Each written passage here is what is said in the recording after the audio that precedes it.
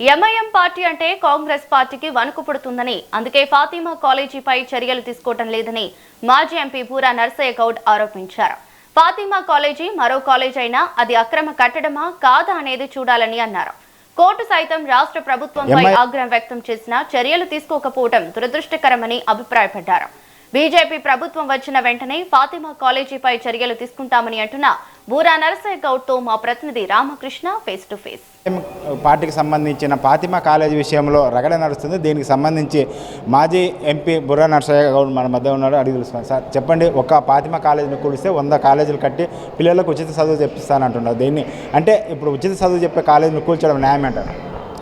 నిజంగా చెప్పాలంటే ఈరోజు శ్యామాప్రసాద్ ముఖర్జీ గారి జయంతి. వారు ఏంటంటే ఒకే దేశం, ఒకే చట్టం, ఒకే రాజ్యాంగం ఉండాలని. ఈరోజు కాంగ్రెస్ పార్టీ కానీ బీఆర్ఎస్ కానీ ఈ రెండు ఎంఐఎం చెప్పు చేతుల్లో నడుస్తున్నటువంటి పార్టీ. ఫాతిమా కాలేజ్ అనేది కేవలం చార్మినార్ కాదు, లేదా రెడ్ ఫోర్ట్ కాదు, లేదా సోమనాథ్ మందిర్ కాదు. Illegally constructed right in the centre of A lake. చెరువు మధ్యలో పర్మిషన్ లేకుండా కట్టినటువంటి స్ట్రక్చర్. ఈరోజు హైడ్రాక్ కానీ ఈ రాష్ట్ర ప్రభుత్వానికి కానీ ఏమాత్రం రాజ్యాంగం చట్టం మీద గౌరవం ఉంటే అది కేవలం ఎంఐఎం పార్టీ చేపట్టి కూల్చమని మేము చెప్పట్లేదు. అది అనాధికారికంగా చట్ట వ్యతిరేకంగా పర్మిషన్ లేకుండా చెరువు మధ్యలో దాన్ని బట్టి హైడ్రా పేదల ఇండ్లు కూలగట్టడానికి కాలు దువ్వుతున్నారు, నోటీసులు లేకుండా విరుచుకబడుతున్నారు. కానీ ఎంఐఎం చెందిన ఫాతిమా కాలేజ్ కాలన్నా ఇతరత్ర ఓల్డ్ సిటీలో బిల్డింగ్ టచ్ చేయాలన్నా అందరికీ వణుకు వస్తుంది, మలేరియా జ్వరం వస్తుంది. అది తప్పు,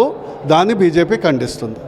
ఇక ఉచిత చదువు గురించి ఈరోజు ఎంఐఎం పార్టీ ఓవైసీ మెడికల్ కాలేజీలు కానీ ఇంజనీరింగ్ కాలేజీలు కానీ విద్యా సంస్థలు కానీ ఉచితంగా విద్య అందిస్తున్నారంటే అందరూ నవరంధ్రాలతో నవ్వుతారు. వీరు మైనారిటీ ఇన్స్టిట్యూషన్ పేరు మీద వేల కోట్ల వ్యాపారాలు చేస్తున్నారు.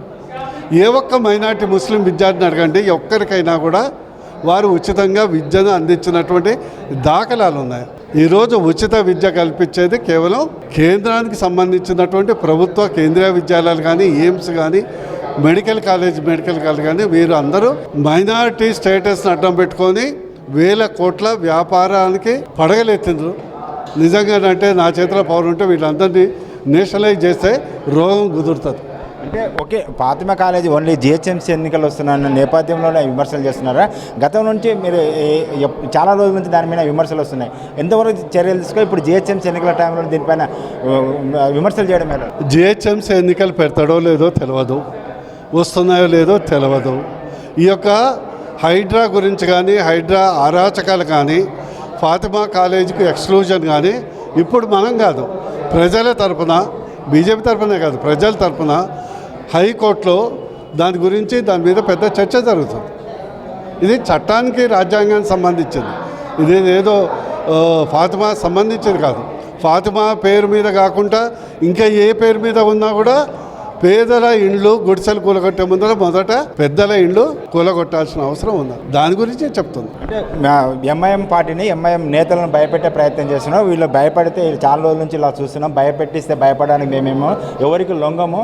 ఇలాంటివి ఎన్ని చర్యలైనా తీసుకున్నా కూడా మేము భయపడము. ఇది కాకపోతే ఇంకోటి అని చెప్పాను. ఇప్పుడు వాళ్ళ దగ్గర వేల కోట్ల ఆదాయం ఉంది, వేల కోట్ల బ్లాక్ మనీ ఉంది.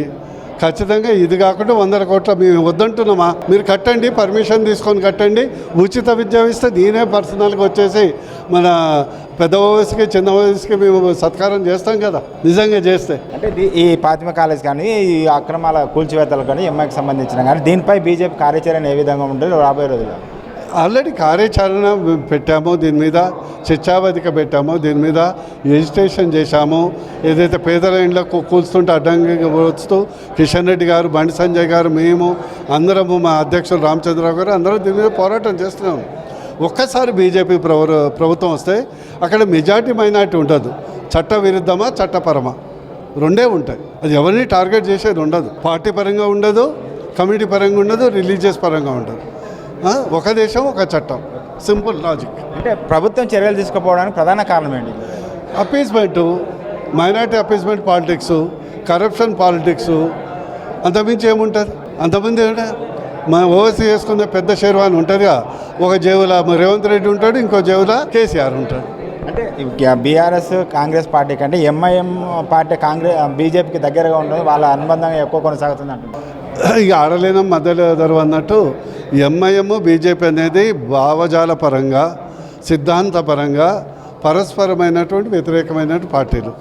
ఈ పార్టీలు ఎంఐఎంతో లాలూచి రజాకార్ పార్టీతో లాలూచికు పెట్టదు ఎవరు? గతంలో కేసీఆర్ గారు బీఆర్ఎస్, ఇప్పుడు కాంగ్రెస్. స్పష్టంగా ప్రజలకు తెలుసు కదా.